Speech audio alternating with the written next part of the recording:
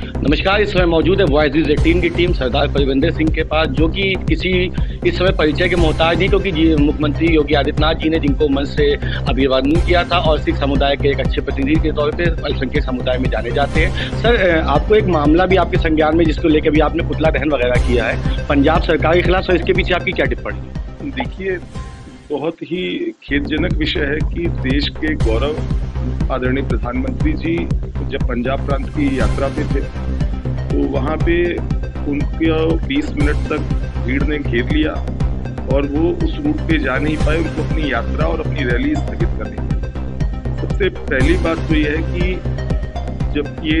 जब हमारे माननीय प्रधानमंत्री जी जा रहे थे तो गुरुओं की नगरी में गुरुओं को प्रणाम करने जा रहे थे और वहां जाते तो वो करोड़ों रुपए की सौगातें भी पंजाब प्रांत को देते।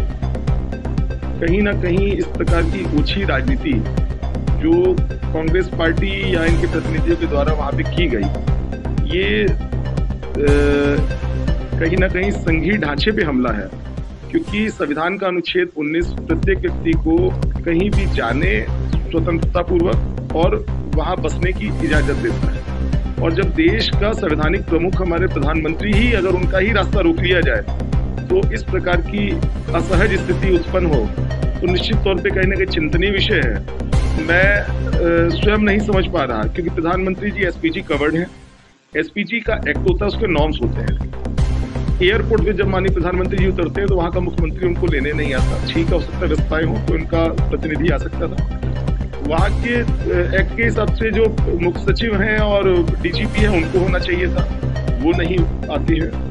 तो इससे कहीं ना कहीं पता चलता है कि ये बहुत गहरी साजिश है और जिस पंजाब कांग्रेस का प्रदेश अध्यक्ष ही पाकिस्तान परस्त हो, उस कांग्रेस से हमें इसी प्रकार की उम्मीद की जा सकती है। और ये कहीं ना कहीं बहुत बड़ी गहरा षड्यंत्र चल रहा है कि कलकत्ता में केंद्रीय मंत्रियों के काफिले पे हमले करवाए जाते हैं और उसकी पुनरावृत्ति पंजाब में कांग्रेस की चन्नी सरकार करती है। मैं महामहिम राष्ट्रपति जी से तत्काल आग्रह करता हूं और उनसे विनती करता हूं कि अनुच्छेद 356 के तहत वहां संवैधानिक तंत्र चूंकि फेल हो चुका है, इसलिए वहां राष्ट्रपति शासन लगाया जाए। मुझे उम्मीद नहीं है, क्योंकि वहां आने वाले समय में चुनाव निकट है, तो चुनाव कांग्रेस सरकार के शासन के दौरान शांतिपूर्ण और ट्रांसपेरेंट तरीके से हो सके। इसके लिए आवश्यक है कि 352 और 365 अनुच्छेद 352 और 365 के तहत अपनी शक्तियों का प्रयोग करते हुए केंद्र तत्काल राष्ट्रपति शासन वहां लागू करे और लागू करने के साथ वहां का शासन प्रशासन को अपने नियंत्रण में ले और एक शांतिपूर्ण चुनाव, क्योंकि ये कहीं ना कहीं कांग्रेस का देखिए कल्चर सिख विरोधी रहा है। कांग्रेस ने 1984 के दंगे कराए।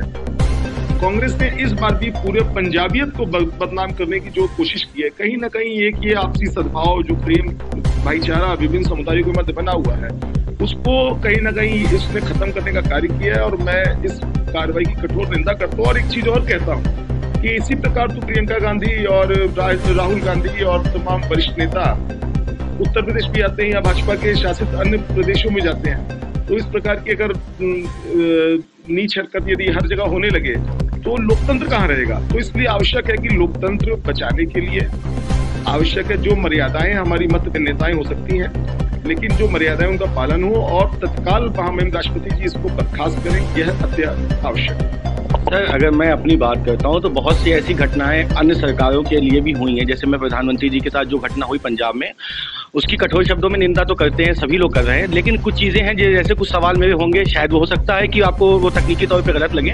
आम आदमी पार्टी के मनोज सिसोदिया जी आए थे, उप मुख्यमंत्री थे, उत्तर प्रदेश में आए थे अपने विद्यालय भ्रमण करने के लिए, आपने मना कर दिया।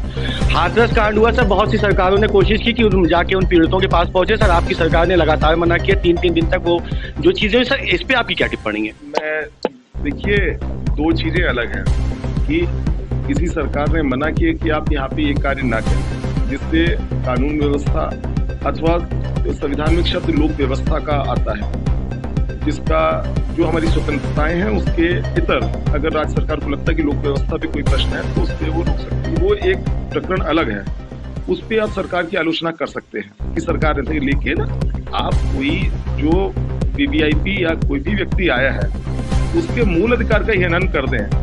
और सबसे बड़ी बात है कि प्रधानमंत्री जी केंद्र और राज्यों के जो संबंध होते हैं ये संविधान में परिभाषित हैं और ये प्रधानमंत्री का काफिला नहीं रोका गया, ये भारत को रोक दिया गया, क्योंकि प्रधानमंत्री इंडिविजुअल नरेंद्र मोदी नहीं है, वो 130 करोड़ के चुने प्रतिनिधि है। तो इस प्रकार प्रधानमंत्री को सिर्फ ना रोक के वरन ये भारत को रोकने का अपराध किया गया है। मैं तो महामहिम से यह भी विनती करूंगा कि 124A के तहत देशद्रोह का मुकदमा भी पंजाब कांग्रेस के खिलाफ और पंजाब सरकार के खिलाफ निश्चित तौर पर कायम है। एक प्रकरण और भी इस समय बहुत ज्यादा जो हाईलाइटेड है, कालीचरण नाम के व्यक्ति थे जिनको की जो है जिन्होंने राष्ट्रपिता महात्मा गांधी के ऊपर अभद्र टिप्पणी की, उनको जेल भेजा गया।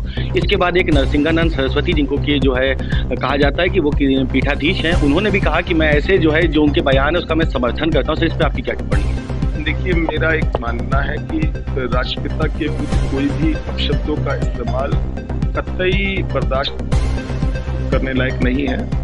और दूसरी चीज है कि प्रत्येक व्यक्ति को अपनी मर्यादा और अपनी गरिमा पता होनी चाहिए। अगर वो धर्म गुरु है तो उनको धर्म की मर्यादा पता होनी चाहिए। और कोई भी व्यक्ति जो कानून के विरुद्ध काम करे उसके विरुद्ध नियमता जो कठोर कार्रवाई उसके विरुद्ध होनी चाहिए। मैं इसमें किसी भी व्यक्ति के पक्ष अथवा विपक्ष में नहीं हूँ। प्रत्येक दिशा में विधि का शासन कायम रहना चाहिए। ये थे हमारे साथ सरदार परविंदर सिंह, जो कि अल्पसंख्यक आयोग के सदस्य हैं, सिख समुदाय का प्रतिनिधित्व करते हैं और एक कद्दावर शख्सियत है सिख समुदाय के लिए, जिनको कि मुख्यमंत्री स्वयं प्रशंसा करते हैं मंचों से। वॉइस न्यूज़ 18 की टीम लगातार ऐसे मुद्दों को कवर करती रहेगी। धन्यवाद।